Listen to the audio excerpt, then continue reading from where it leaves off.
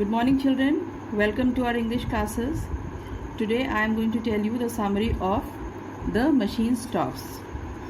So in this, according to the name, you have understood that we are going to read about machine. So Edward Morgan Forster was an English novelist, short story writer, and essayist. He traveled across Europe and visited Egypt and India.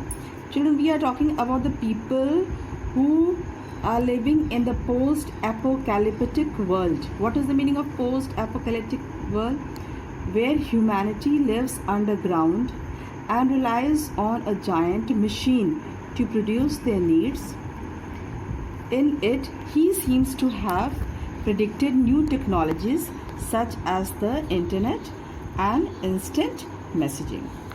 So children, in this story, it is the story of a mother and the daughter, mother and the son.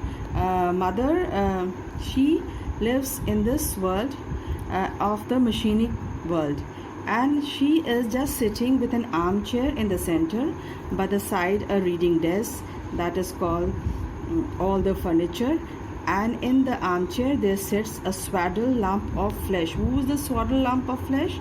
She is the woman, a woman about 5 feet high, with a face as white as a fungus. She looks like a fungus. It is to her that the little room belongs, and she is living in the same room. She is having all the facilities in that room. All the things are connected to that armchair, that machine, and she just operates that machine. She rings the bell, and everything she does with the help of the machine. The woman touched the switch and the music was silent. That means everything is operated through the machine. And why is she looking like as if a lump of flesh and like a fungus? Because she has never gone outside.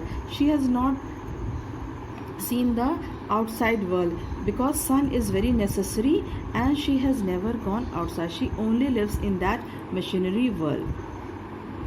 And what about who is it?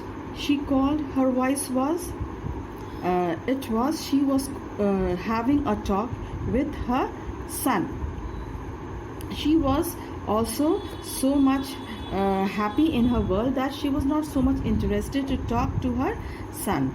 And thousands of people lived around her with so many work, with so many communication. But when she listened into the receiver, her white face wrinkled into smiles, and she said, "Very well, let us talk. I will isolate myself." Most of the time she isolates herself because she has to do several works. And she told her son that, "I have only 5 minutes for you, for I can give you only fully 5 minutes. Kuno is whose name? The son's name. Kuno, then I must deliver my lecture." And then she is going to deliver her lecture on the music during the Australian period. She touched the isolation knob so that no one else could speak to her. At the same time, she touched the isolation knob that she is only going to talk to her son. Then she touched the lightning switches, and the lightning room was plunged into darkness. Then everything was dark, and then she had a talk to her son. And what was the way through which she was able to see the sun?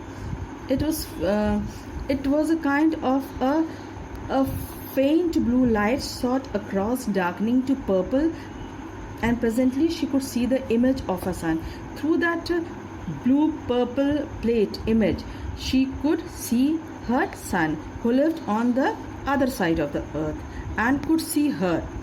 "Kuno, how slow are you?"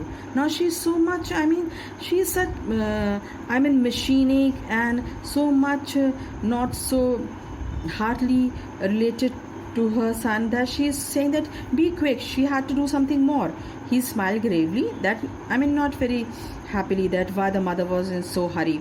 "I really believe you enjoy dawdling." Dawdling means very slowly. "I have called you before, mother, but you were always busy or isolated." The son told that, "I have often called you, but you were so busy that you have isolated yourself, that you don't have time to talk to me." While she watched the face of the blue plate, then she looked through the blue plate, and she had talked with him. But I can't see you, she explained. What more do you want? Now the mother told, what do you want? I want to see you not through the machine, said Kuno. I want to speak to you through the wiresome machine. Then the child told that I don't want to see you through the machine. I want to talk to you face to face. Oh hush, said the mother, vaguely shocked. You mustn't say anything against the machine. Then she was so much devoted to the machine that she told even her son that don't talk like this against the machine. I'm so much interested in the machine. You talk as if God had made the machine. Then she told that God had made the machine. I believe that you pray it when you are unhappy. Man made the machine. Then the child says that you think that God has made the machine? No, man has made the machine. Men made it to forget that great men, but men. The machine is much, but it is not everything. Then the child is telling that machine is something, but it cannot be everything. Then both the mother and the son, they have a talk. Then she replies that she could scarcely spare some time for a visit. The airship. Then she told that the child is that you can come through the airship. The airship barely takes 2 days to. Then she said no, it will take 2 days to fly. So I am not going to come through the airship. Then what kind of ideas can the air give you? So she's saying that she is not able to come through the machine.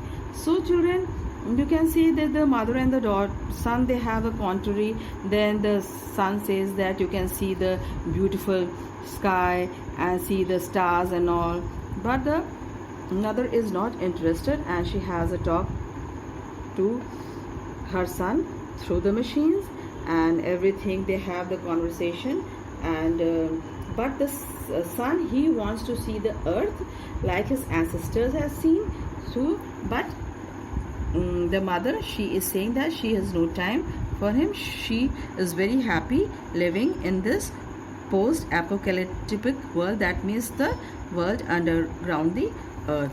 And the both and the mother and the son, if they want, they had a talk like that only through machine, but not like the other mother and son. So thank you children.